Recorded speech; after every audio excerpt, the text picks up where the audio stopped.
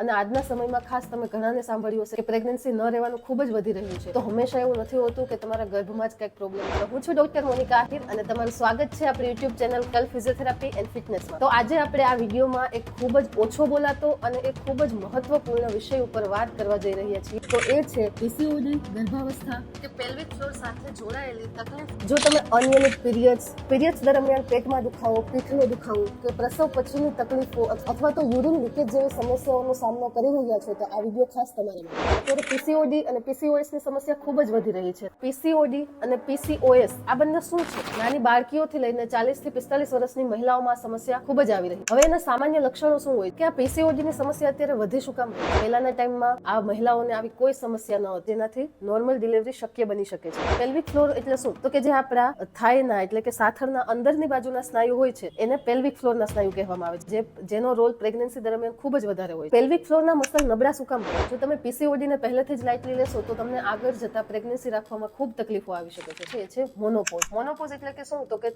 જે 43-44 વર્ષની ઉંમરે પીરિયડ્સ બંધ થઈ જાય છે એને મોનોપોઝ કહેવામાં આવે છે. પણ આ મોનોપોઝ દરમિયાન મહિલાઓમાં ખૂબ હોર્મોનલ ચેન્જીસ આવે છે જેથી કરીને